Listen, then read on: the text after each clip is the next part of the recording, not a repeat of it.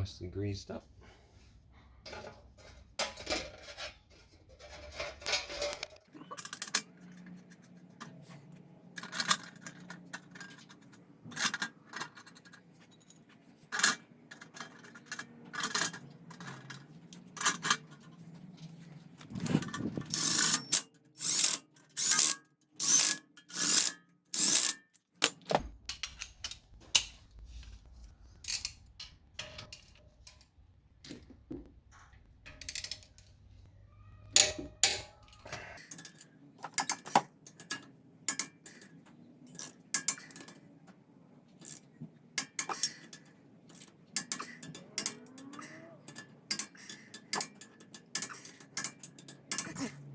Looking beautiful. Put this caliper on.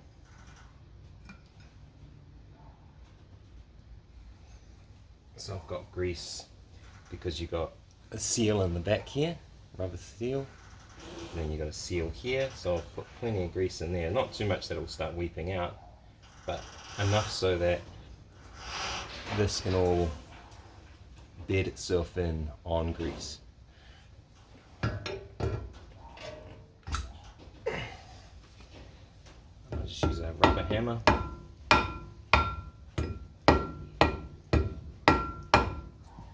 Make sure she's all nice. And that first spacer, there's a notch down the side for that. Then we've got our locking nut.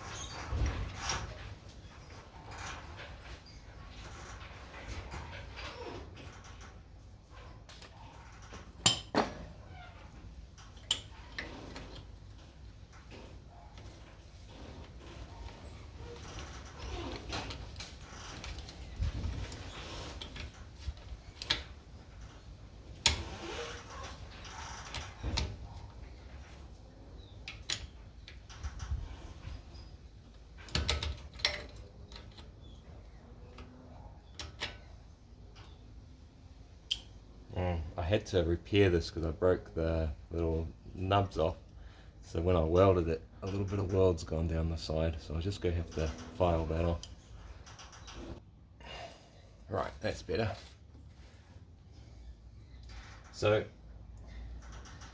the way my dad taught me to do the wheel bearings, and who knows if this is right or not, but yeah, you tighten it right up,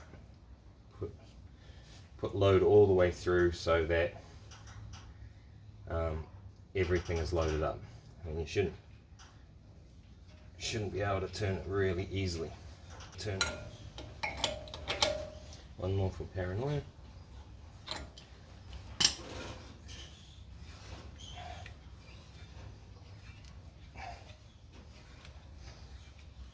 Okay, now I can just back it off. One.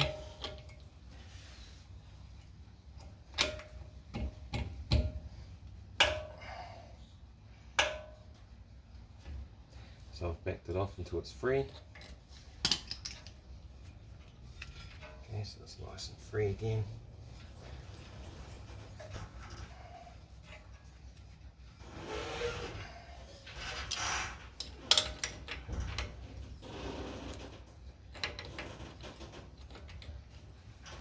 So like I was saying, I don't really know what I'm doing here, so check it up for yourself.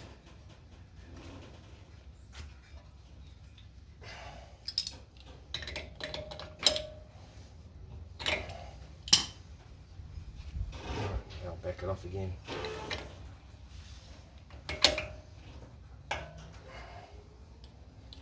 Okay, so that nut's loose, and then just bring the nut up so it's nice and snug.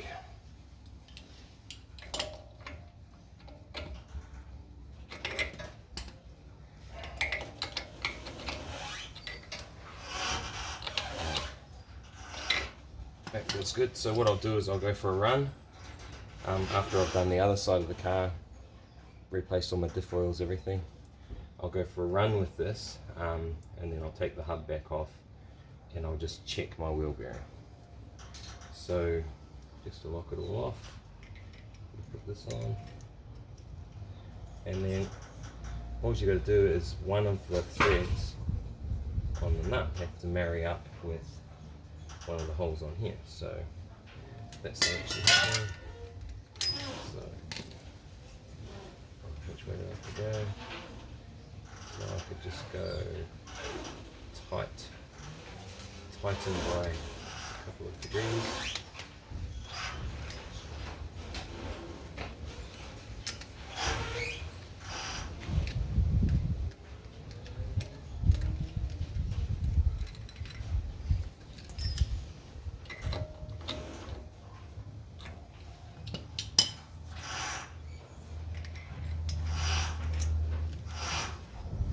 And you get your little screws. I'll just reuse these ones.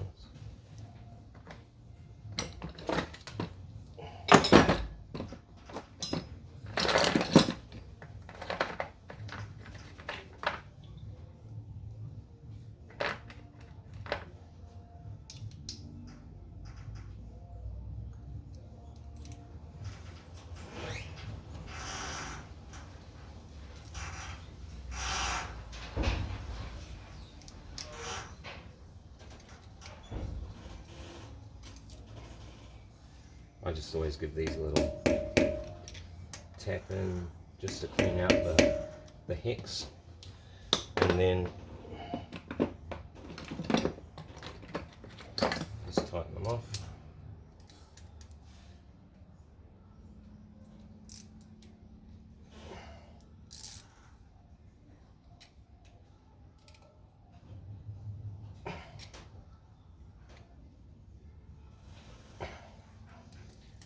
And that's done. So everything's feeling nice and tight. Well, you don't want it tight. Sorry, that's not the right terminology. Everything's feeling good. So now we just reinstall the rest of the bits for the hub locker, and then we can put the brake caliper on. But I'm going to replace my brake pads at the same time, so I'll show you how to do that too. I'll show you how I do that. I don't know if it's how you do it. So my kit came with this seal here, this gasket I mean. So we'll whack that on too.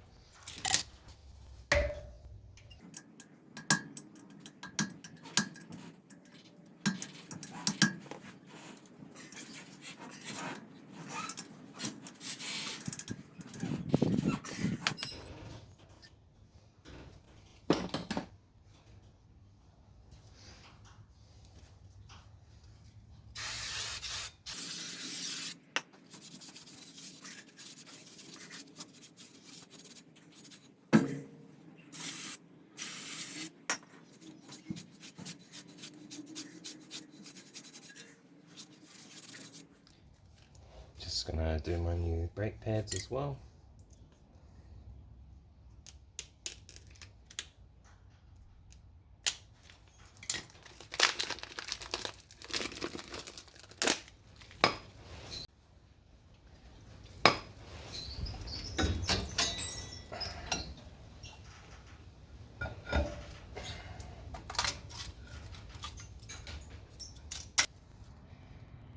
So once you've put the discs in, you'll notice that the gap is way less than your rotor. You won't actually be able to fit them over the rotor. So what you got to do is push the, I don't know what this thing's called, a piston. It's got to push the piston back inside a little bit But when you do that, what's going to happen is it's going to push brake fluid back up through your hoses and back up into the reservoir. And if you go too far, you'll overflow your reservoir and you'll end up with brake fluid all over your engine bay. So you just got to keep an eye on that as you're pushing. Like everything, there's probably a proper tool, but I just use a G-clamp to push that cylinder back in. So I was able to push it in and not overflowing my reservoir. So I'll just have a look and see how that looks.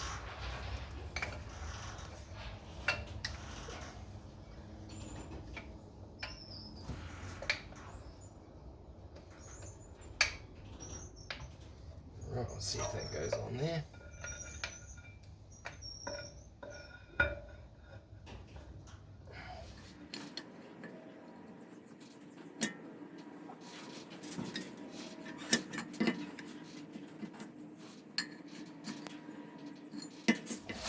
Let's have a look, see and have a think. So I just did a bit of reading on how to do this part of it, and even though I pushed the cylinder back in, I still wasn't able to get my pads over. So I took this piece off and I just degreased it and tidied it up so it's all pretty again. And then bolt that one back on.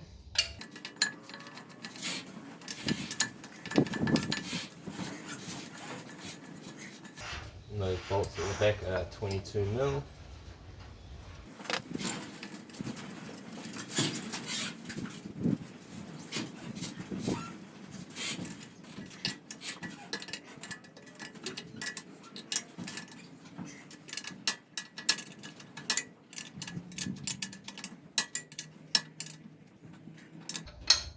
I'll torque these up later. And then there's these little whatever these are, retainers of some description.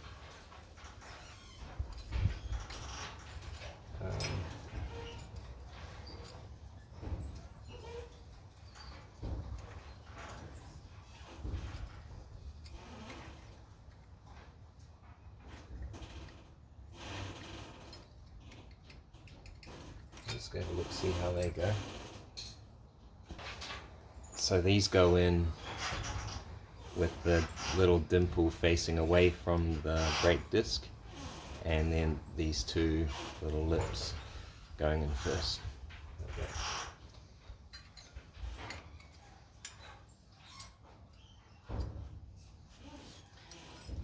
And with the brake pads, they just send a bit of this assembly brake lubricant. So just open that.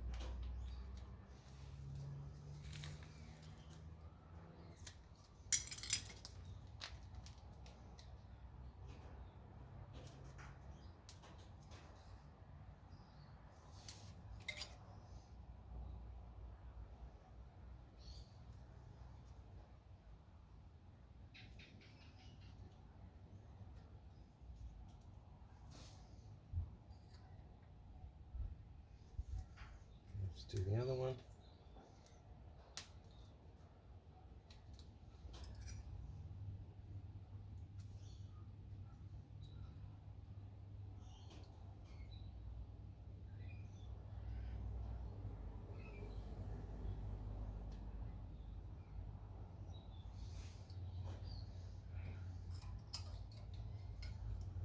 So that one, let's go like that. Then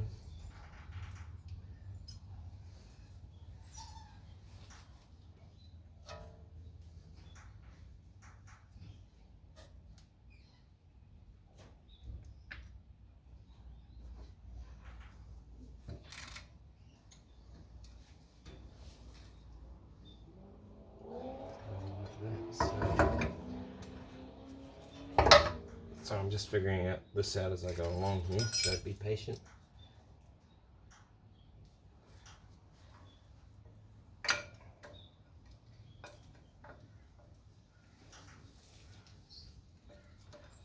I see the retainer sort of works in with the pad itself. That makes sense. So I'll just take that out.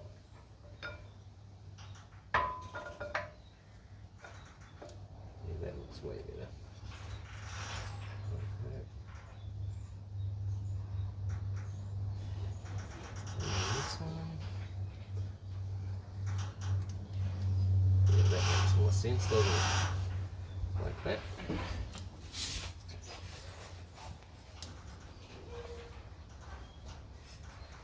Just put a bit of this lube on back here.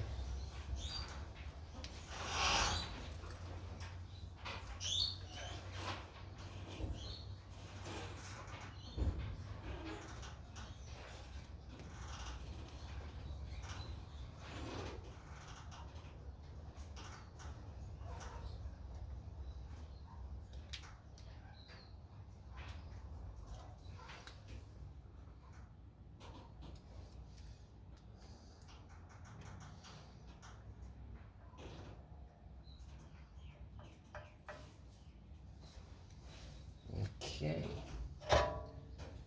Now, just push this the rest of the way in.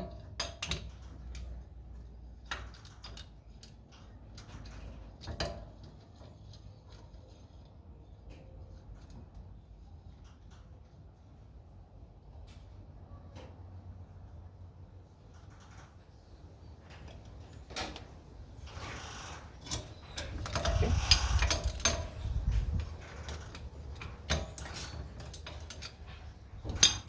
That done.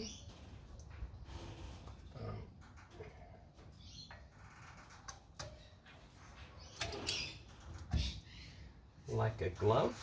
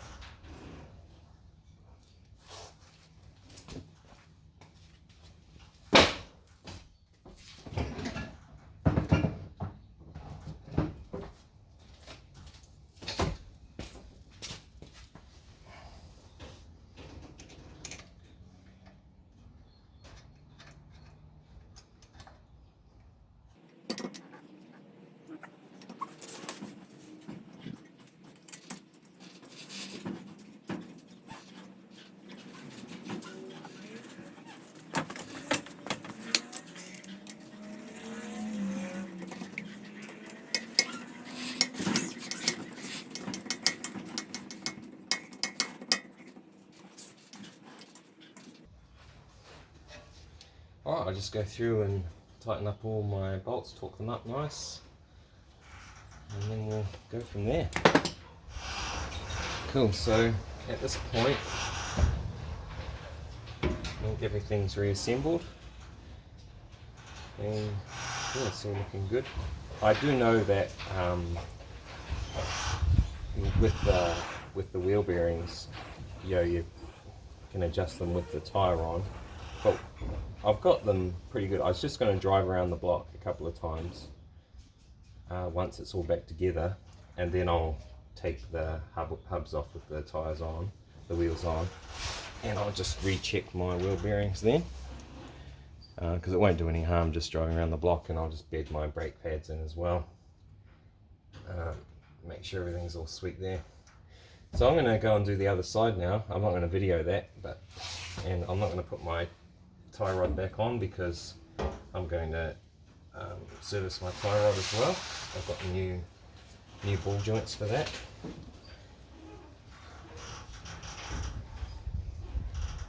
All in all, it was a fairly easy job, pretty straightforward. There was a few things that I sort of learnt along the way, and hopefully you saw me make those mistakes so you don't make them yourself. Like, you know, putting seals on the wrong way and bits and bobs like that.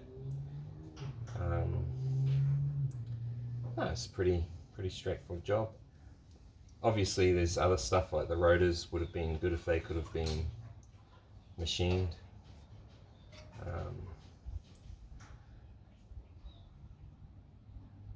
But Ah, it's good enough. It's good. I'm happy as. So I'll go to the other side, and then I'll put a new diff oil in it, give it a run around the block, and yeah, go from there. So I'm back on the road again. Where did I leave off? That's right, just finished the driver's side, and then I went on to the other side, doing the swivel hub. It went really well without recording. It took like something like 2 hours to disassemble the whole thing, reassemble it all, fully serviced. And then I dropped the diff oil, obviously. The way I filled that up is I just have like a kitchen funnel, and I've put that onto a length of garden hose, and I just feed the garden hose down beside the fuel pump and then straight into the fill bung on the diff, and then just pour the oil straight into the funnel, and then that just goes down. And I got my oil in 2.5 litre packs, so you can just pour two of those in, because you know the capacity is 5.4. So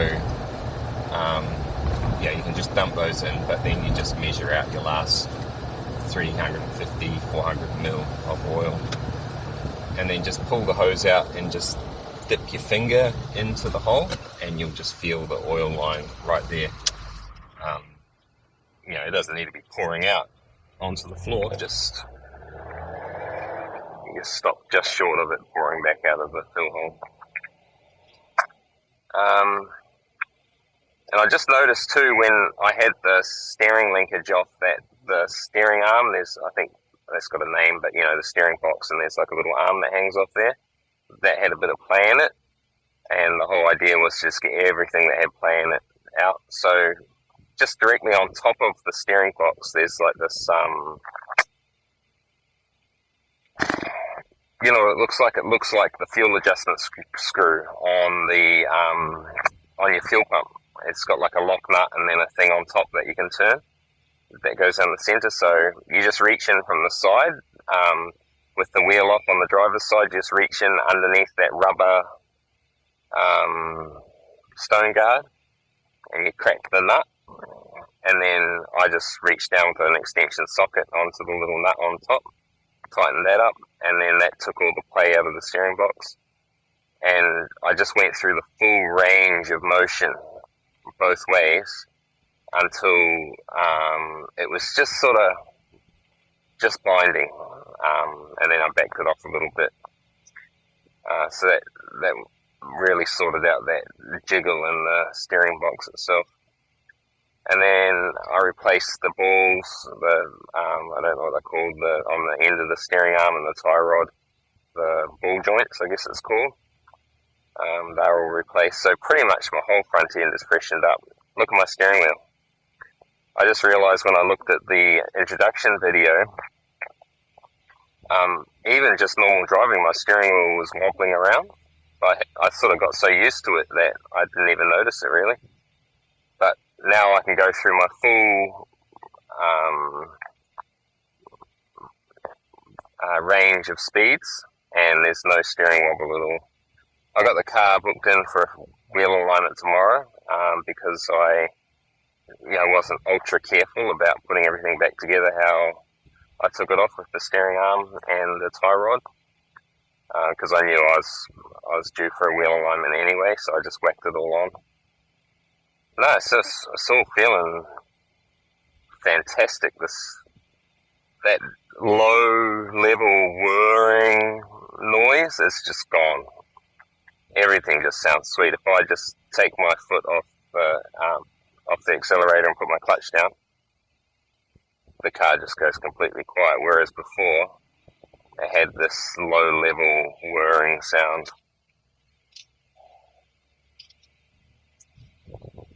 So I'm really happy with that. All in all, it was a fairly easy job.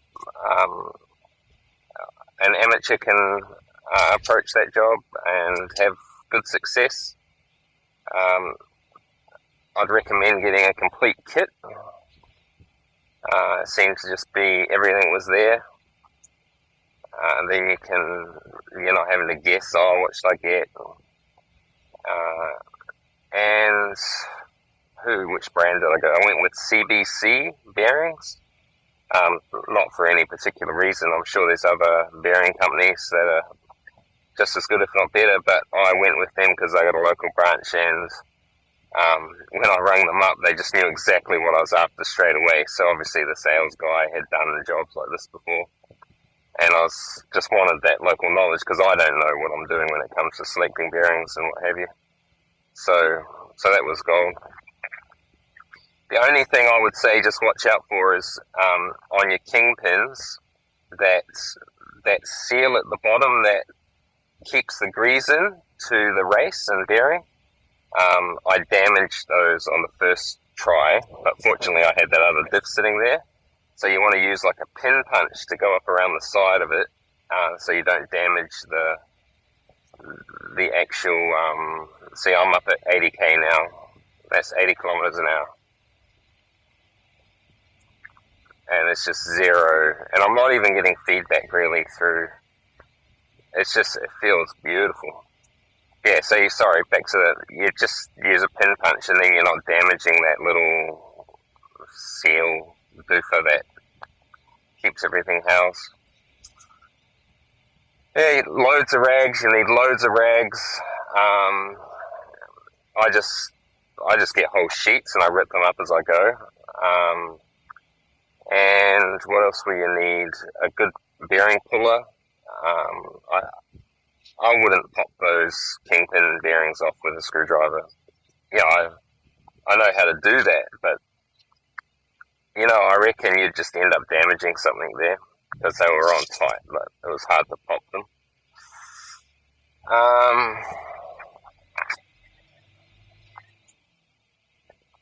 Yeah, I can't think of anything else at the moment, but yeah, that's rebuilding the swivel hubs.